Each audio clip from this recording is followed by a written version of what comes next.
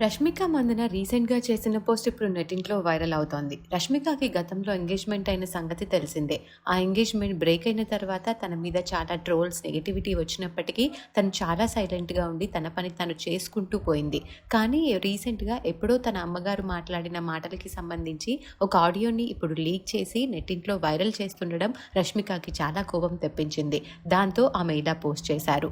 నాతో ఈ జర్నీలో ఉన్నవారికి, అలాగే ఈ విషయం మీద కన్సర్న్‌గా ఉన్నవారికి గత 8 సంవత్సరాలుగా ఒక సెక్షన్ ఆఫ్ మీడియా మిస్‌కన్ఫర్మేషన్, హెరాస్మెంట్ టార్గెట్‌గా నాకు ఎగెనిస్ట్‌గా మాట్లాడడం చేస్తూనే ఉన్నారు.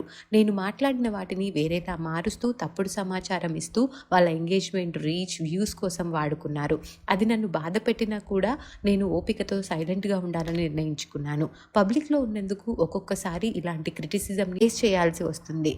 నేను నిజాయితీగా, హ్యాపీగా నా చుట్టూ జాయ్‌ని స్ప్రెడ్ చేస్తున్నంత వరకు అవేమీ మ్యాటర్ కావు.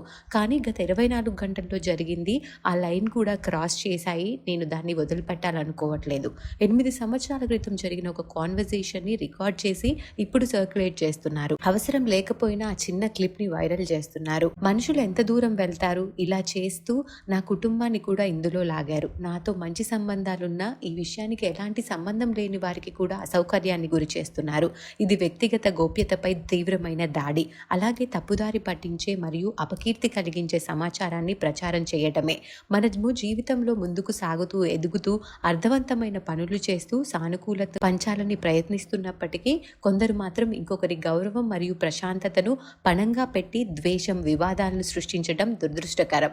గత 8 ఏళ్లుగా ఈ విమర్శలు నాపైన ఉండడంతో నేను మౌనంగా ఉండాలని నిర్ణయించుకున్నాను. కానీ ఇప్పుడు ఇతరులను కూడా ఇందులో లాగుతున్నప్పుడు నేను ఇంకా మౌనంగా ఉండలేను. ఇకపై నేను ఒక హద్దు గీయాలని నిర్ణయించుకున్నాను.